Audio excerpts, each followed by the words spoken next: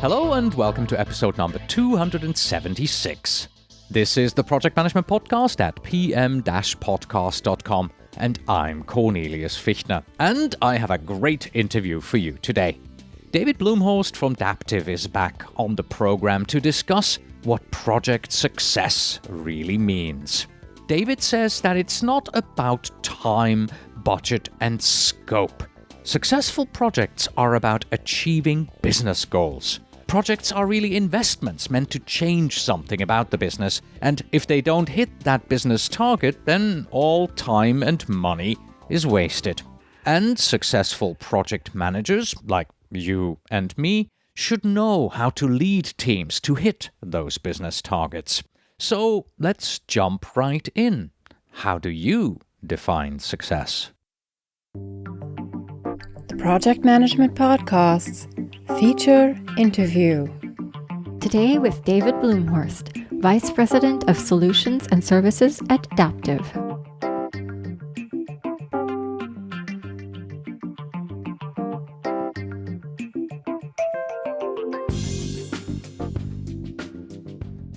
Hello, David, and welcome back to the Project Management Podcast. Good morning, Cornelius. Nice to be back. I'm excited to have you back. We spoke to you about a year ago, and we talked about agile and project portfolio management.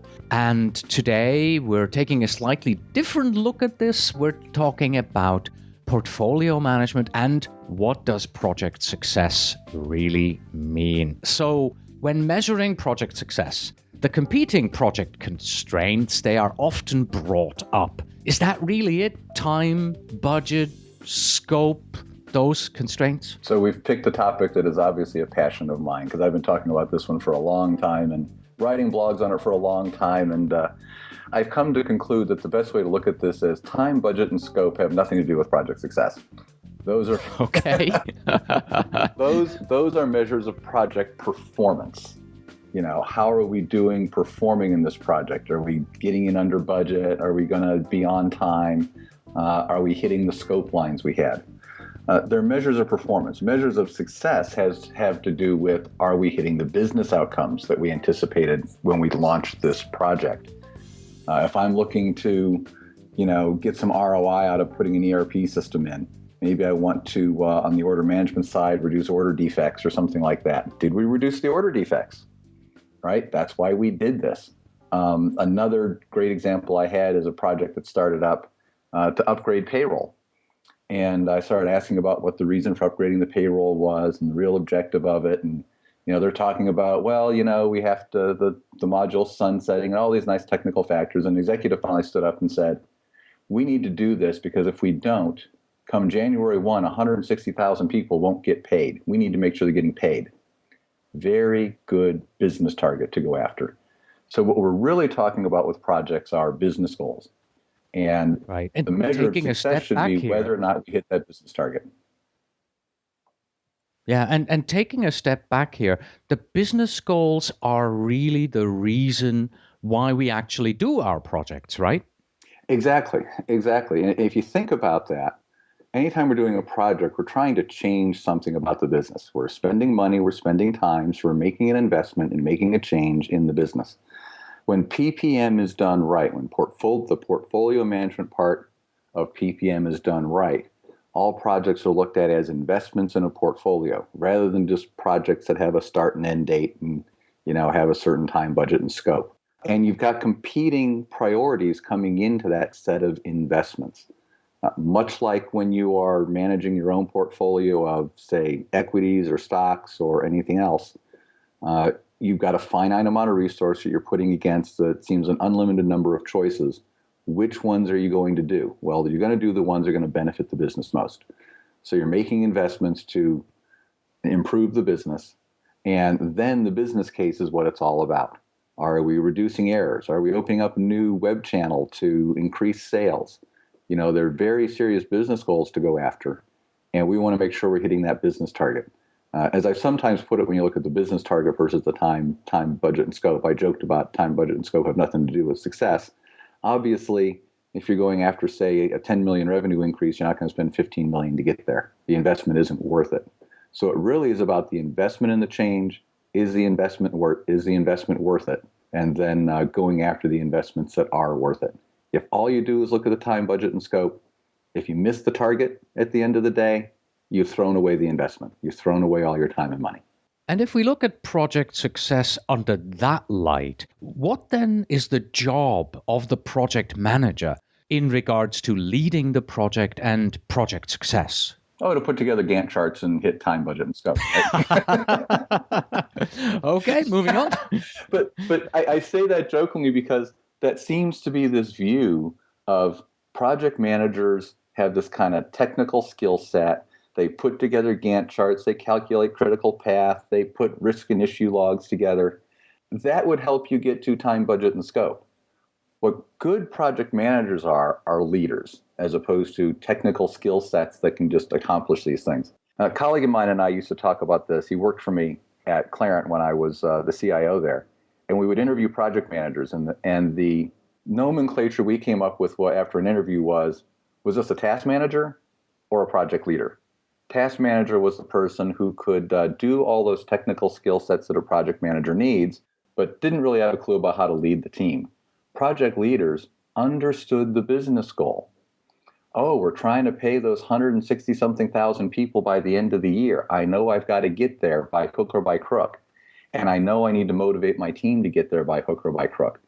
Those are the ones we hired. The ones that understood the business goals, the ones that understood the softer side of project management, the human side of project management, and how to lead a team to hit a target. So that's really their job, in my view. You recently wrote a blog post titled 10 Ways to Absolutely Ruin Your Projects. And I think that several of the items that you mentioned there are factors when it comes to project success. I've selected 4 of them, and I'd like to go through them with you and just prompt you with them, and then you can talk to us a little bit about what they have to do with project success. So number 1 of your 10 ways to absolutely ruin your projects is start a project without a defined goal or objective. Yeah, obviously turn that around to start one with a defined goal or objective, and you increase your odds of success. So go without when you don't have success. That all goes back to having the business goal in mind. Otherwise, you're spending time and money on what? Exactly. This investment is supposed to yield a project that goes live at the end. That's really nice. What are you going to do about it? And the other problem with not defining a goal or objective is if you don't know what you're driving to, the scope creep can become endless. There are some places that might like that. I saw a picture of 2 boats. One was a little dinghy called Original Project, and another was a huge boat pulling a little dinghy called Scope Creep. I imagine that consultant made a lot of money off the scope creep. Yep. Number 2 in your list, run a project that is not aligned with the company's objectives. Very similar to the first one that we just heard, but more focused on a strategic level, right? Yeah, though we do this all the time. Not aligning with company objectives is actually pretty common. Business stakeholders say, yeah, we obviously need to do this. Well, why? We obviously need to, fix this piece of the website. Is it going to help us sell more? Is it, does it align with our strategic objective to make it a better place to work or to improve this strategic sales line? Is it matching up with anything the company's trying to do, or is it just that you think it would be cool to have this new tool set in your domain? So also similar to number 2, if it doesn't have that company objective alignment to it, you can run around in circles again. The scope creep can get out of hand, things like that. So. I think the most important part of that is, are you really doing the right projects then? So remember going back to the idea that it's a set of investments. Your resources are finite. If you're spending money and time on things that aren't aligned with the company objectives, that means there are other projects that are aligned with it, other efforts that are aligned with it that you are not doing, that you could be doing. So you're not making the most efficient use of your resources. Number 6 of your list, don't consider the benefits or return on investment before you kick off the project. And it's because, the project, it's just intuitively obvious why we should do this, right? So we launch the project and we don't need to record any business case for it. We have to do it. I don't know how many times I've heard that one. And then you get to the end and you go, well, did it work? Well, we have no baseline to go against now. So we'll just kind of assume that it's better than it was, but not having defined or measured the benefits and the baseline before you start the project without a baseline to go against, even if you could measure the benefits after, you have no idea if you saw the improvement you were looking for. So it really is important to do that before you kick off the project. Otherwise, even if it worked, you won't know. In that regard, I often hear people say, yeah, but what about projects that are mandated, like legally? I think you still have a benefit there, right? You are within the legal parameters of what is required of you. You do, and there's an interesting way to look at that. Not all compliance projects are the same. Not all mandatory are the same. I worked with a customer once that happened to sell firearms, of all things, and there was a different level of compliance, right? Okay, if we are out of compliance at the data center and with this one regulation, it's going to cause a $1,000 a month fine. If we are out of compliance in the retail shop where the gun is sold and it gets in the hands of the wrong person and kills somebody, we're going to go to jail. Very different levels of compliance. You can guess which one they prioritized for. Yes. All right. And then item number 10 on your list of 10 ways to absolutely ruin your project: spend, spend, spend. Yeah. So while I joke about it's a measure of performance, you can't just keep spending and spending. And really, the spending tends to get out of control when you don't have the defined goal, when you're not aligned with company objectives, because then the scope creep gets in and you really just spend a lot of money without getting anywhere. When I've run PMO shops, those are actually my favorites to try to kill. I see spending getting out of control, and I don't see a good, clear, crisp definition of what the project should be. And that's why it's getting out of control usually. I like to also think of the business goal, having that elevator pitch for the project. Can you put an elevator pitch like the one I talked about, 160,000 people will get paid at the end of the year, something like that to drive toward around your project? If you can't, think it through, because you should be able to set that vision in a tweet, basically. And then if everything has to line up against that tweet version of your project, you won't get scope creep and you won't be spending out of control. In another blog post that you wrote titled 5 PPM Trends, there are a couple of those trends that I think also fit nicely here under the project success discussion. Let's take a look at those as well. So in that list, number 2 was more PMO heads will measure effectiveness on business results. Yeah, what's happening here is executives are waking up. We started putting together project management offices. As we realized we had multiple projects, we needed to govern those. They became methodology shops, basically. But then they started looking at, let's do project intake and start monitoring the portfolio. As you do that, you become more strategic. And then you have corporate executives, CFO, CEO, those kinds, looking at the portfolio as well. What are they going to measure the portfolio on? Not time, budget, and scope. They're going to measure it on business results. So they're starting to hold those PMOs to account for the business results. Now, the PMOs themselves aren't responsible for the results. The business stakeholders are, but the PMOs can coordinate that effort to bring to light the business results that are coming in. And it really is a trend just driven by executive visibility into this and an executive accountability. Item number 5 on that list of the 5 PPM trends: getting started with PPM benefits realization. I assume that's in the PMOs that they're getting started with that benefit realization? It is, because they become the coordination, the facilitation, the hub for getting there, if you will. We're hearing this when we talked I was at the Gartner conference on the PPM Summit this last week, and a number of attendees there were talking about how do we get going with benefits realization. I think it's driven by that need for accountability that we saw in the prior question. And it's driven by a need to see the business results. An example, I think it was 4 years ago now, I gave a talk at PMO Symposium. And at the PMO, that was actually 2 or 3 years ago, it was on portfolio management. I said, there's 3 phases to portfolio management. Portfolio planning, where we decide which investments to make, essentially. Portfolio monitoring, where we're taking a look at the live set of projects and how they're doing and how they're progressing. And then the benefits realization. I said, of the three phases, what do each of you do? There's over 100 PMO directors in the room there. And when I said portfolio planning, I'd say maybe a little over half, 60% raised their hands. Portfolio monitoring, all of them were doing. When I got to benefits realization, out of 100 PMO directors and the like, I had 3 hands. So it was obviously not done much, and there were reasons for it, and we went into the reasons in that session. I'm getting more and more on benefits realization now. I think part of it is some of these PMOs are maturing, and so they are getting to the point where they've got the nuts and bolts done and now can get to benefits realization.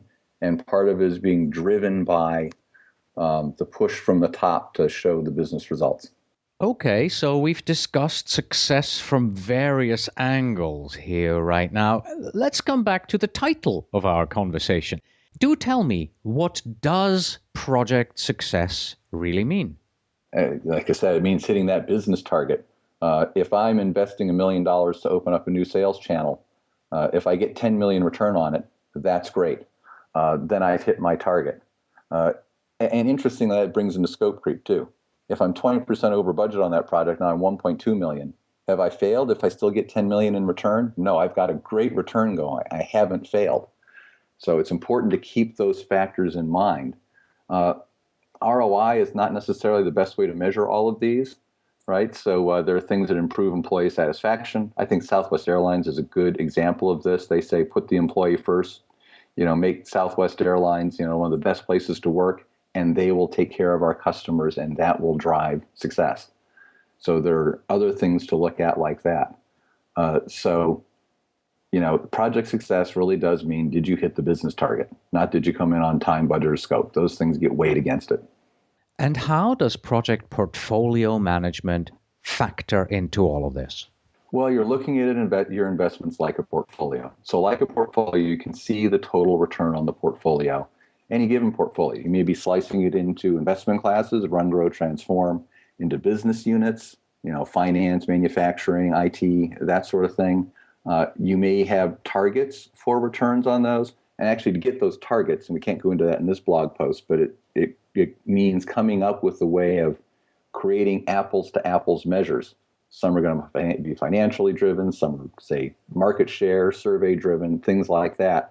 It is possible to come up with rating systems that allow you to score those and come up with apples to apples and then see a return on the overall portfolio.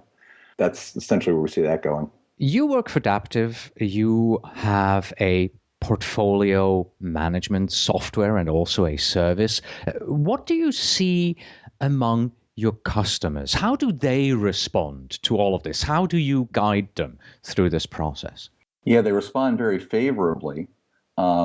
They seem to understand, I think, that project success is measured by the business targets. They have to mature into it. We think of it like a winding road. You tend to start with a PMO with where the pain is. So if the pain is we just don't have visibility at all the projects that are on the plate, you start there. You're not looking yet at benefits realization and those kind of business targets. But when you do start there, you look at all those portfolios on the list, those projects on the portfolio list, and you say, are these all worth doing? Are they aligned with our objectives? Are they aligned with where we're trying to go as a business? That brings a lot of value right there. Our customers get a lot of value out of even just getting the list in front of them and making some triage decisions amongst the list. Then they start going to where is the pain next? Is it around matching supply and demand, the supply of resources to the demand of projects coming in and the demand management side? So they respond very favorably to this. It's a matter of helping them go down their own path of maturity, and they're not all the same. So it's a matter of going down their own path of maturity to get to where their projects are more and more and more successful. And are they willing to change the way how they define success, or are people hanging on to, oh, no, time, budget, scope, that's success? Well, that always depends on the customer. Yeah. There are certainly forward-looking ones that come to us partly because that's what they're looking to do. And there are certainly ones that drag their feet quite a lot. And there are certain ones that, think that the tool itself will bring the success without having to change their processes or practices, their viewpoints at all. And we all know what happens when all you do is put a tool in place. I would say our set of customers tend to be more on they're willing to either change their definition of success or they already have, and they're looking for a tool to help them uncover that. So they're going to be a little more either on that maturity scale or they are aspiring to mature to that level.